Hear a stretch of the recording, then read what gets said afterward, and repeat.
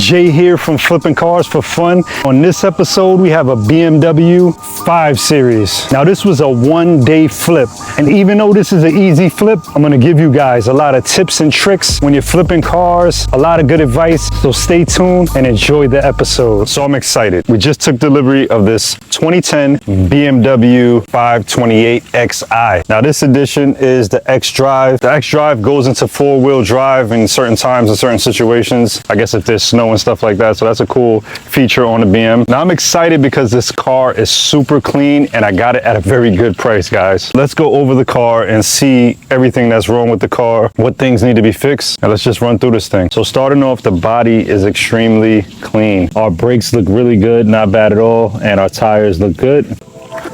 All of our tires are the same, lots of grip. Now, on the body itself, there's tiny blemishes, like if they scrape another car, like this could be removed. We got one on that side and we have one on this side. That's about it. If you ask me, for a 2010, the body is flawless. Now, this was a 2-owner car, no accidents. Let's check out the interior.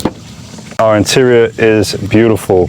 No rips in the leather, just dirty. Here's our door panel, beautiful. Just a little bit of dirt, no rips, no tears. Here's our rear seat, nothing going on back here, just a little stained. Same thing on this side, mint leather, BMW mats. So when this car was dropped off by the transporter, I started it up and a check engine light popped up, but then it went away. Now, when this car was sold to me at auction, they said it had no codes at all and all of the monitors were complete. So let's go ahead and check it. That was the beauty of the car. I didn't have to worry about any codes or anything like that. Let's see what we have. Let's check our IM readiness. Looks like all monitors are passed. Let's read the codes. There are no pending codes. As for stored codes, we have a cylinder 3 misfire. Now, technically, all of our monitors are passed and there's no check engine lights, so we can really get this thing inspected. But if you guys know me, you know I'm not gonna let that slide. We're gonna go ahead and change the spark plugs because we don't want any more misfires on this car. If our customer buys it and we end up having a misfire and the check engine light pops up, I don't want that to happen. So I'm gonna go run, get some coil packs, and I'll be right back. Okay, so we are back with our coil packs. Let's go ahead and get these things installed. Now, I did watch a few videos on what needs to be done, and apparently you have to remove this whole area right here. Doesn't seem too hard. What do I expect? This is a BMW. Now, if you guys follow the channel, you guys know I worked on Volkswagens before. Same difference, European car. Let's go ahead and remove this thing.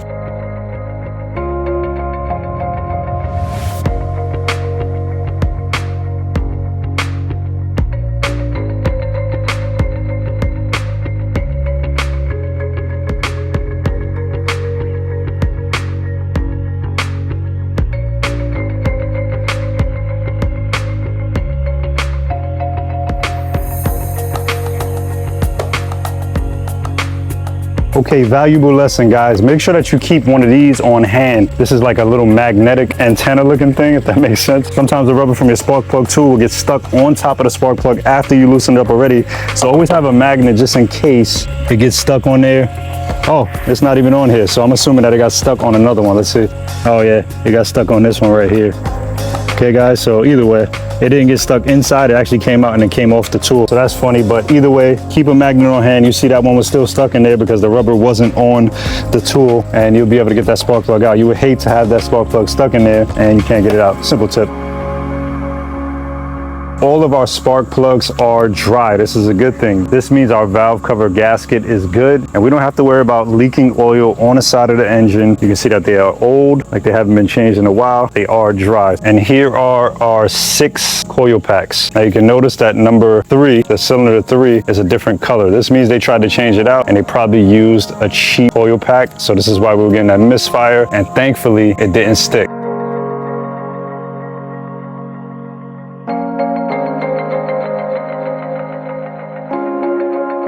Okay, so we got all of our new coil packs and spark plugs in. Let's put this thing together and start her up.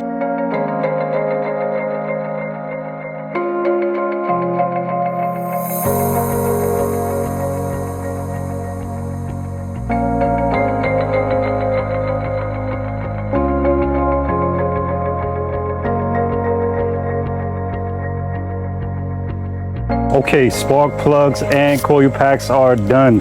Again, we don't have any check engine lights, but we did have that stored code. Let's start it up and let her run. Sounds good, no lights. Looks like we did something good for the car. I wanted to take this thing for a quick ride to make sure that we get no more misfires. It's been about 20 minutes. We have nothing, guys. Feeling really good. The AC is blowing right now. I have it on max. Really cold. It's a perfect ride. It feels really good and really smooth, guys. I'm happy about this purchase for sure. So we did just come back from a beautiful test drive. This thing drives elegant, as a BMW should. Picked up some oil and an oil filter. We're gonna go ahead and change the oil in this car. It does call for oil service now, so I wanna get that done so I can have a peace of mind and know that the oil is good, the spark plugs are good. When I sell this thing, I know I'm not giving somebody a problem. So the jack point to lift the whole car up is actually in the middle. The ones on the side are for the jack stands.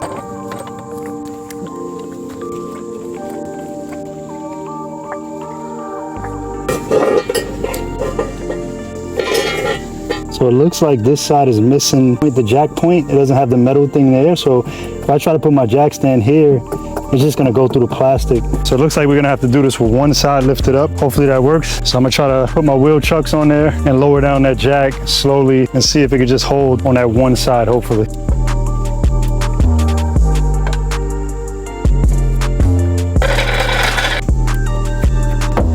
What I'm gonna do also is put a spare tire under here, just in case I can't play with my life over an oil change.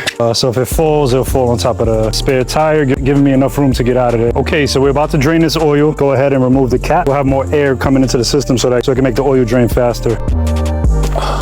So we got our oil pan ready.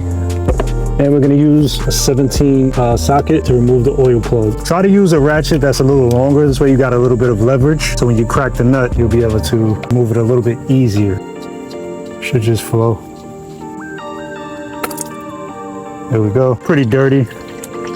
Actually really dirty. So this thing definitely needed an oil change. I hope you guys like my pink sheet, my daughter's old blanket. So to take off your oil filter, it's actually up here, right here. Now you're gonna need a big oil filter remover. Take it, kind of give it a twist.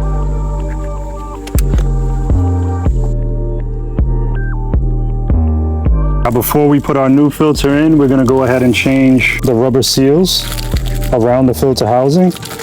And it also comes with another washer for your drain plug. So we're gonna take like a tool like this with a little hook on there, take off that rubber seal, peel that off, grab the new one, put it over. We got that one in. And there's another one right here on top that we gotta get off, a smaller one. Here's the other small one. Let's put that on top, just like that. Grab our new filter. Let's put that in.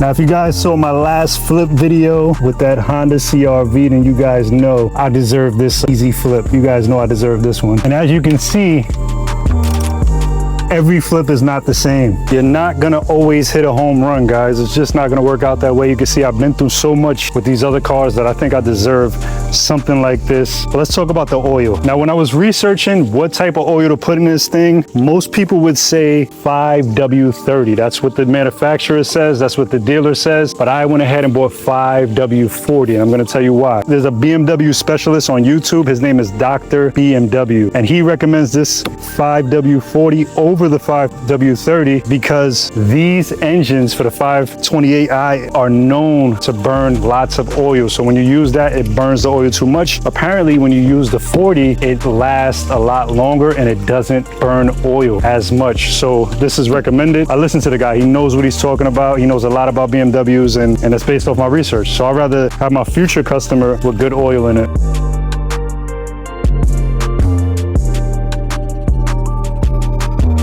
You know what, guys? If I can buy cars like this all the time, I would. Just not as easy as it seems. Drop a comment below, guys, and let me know if you guys get easy flips or if you're just starting out. What type of flips are you guys finding out there? Is it hard for you to find them? Drop a comment below. I answer all of the comments, guys. So let me know what you guys are going through out there when it comes time to flipping cars. Let me know some of the challenges that you guys are facing when you're trying to find cars. And if you just like this video overall, make sure that you hit that like button.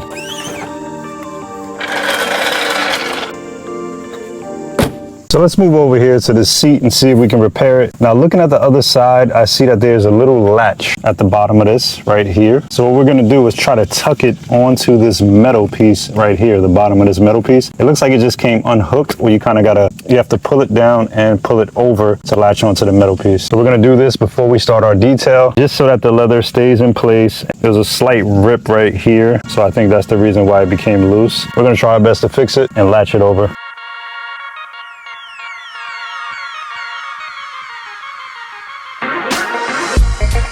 Now that our seat is all locked in and secure, we're gonna start our detail to finish off the build.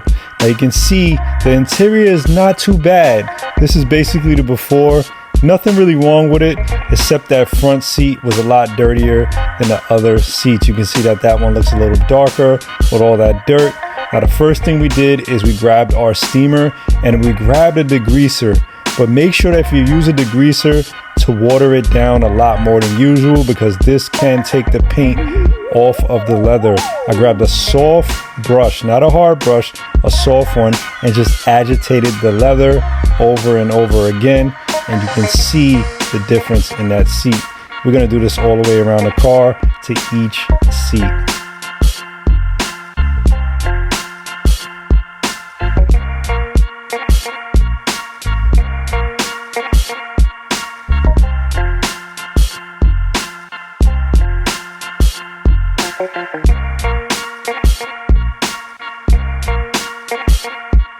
So a lot of people have been asking me, why do I only buy cars from franchise dealers only? When an independent dealer like myself decides to sell a car at a dealer auction, all that means is that there's something wrong with the car. I'm basically dumping it. There shouldn't be a reason that a regular independent dealer like myself can't retail the car. There should be no reason for me to wholesale the car unless something is majorly wrong with it. Either I put too much money into it, or there's something seriously wrong with it, like the engine, the transmission, something that's too costly, and I just want to dump the car. Most franchise dealers are selling trade-ins. That means somebody took this car to go get traded in so they can buy a new car. I bought this car from Nissan. Now, I'm not saying every car you get from a franchise-only dealer is going to be good, so there's going to be problems, but most likely 9 times out of 10, an independent dealer like myself that's dumping a car, I know there's something wrong with it, because I should have just sold it retail. I'm going to get more money. At auction, I'm getting wholesale price. So if you can, strictly buy from franchise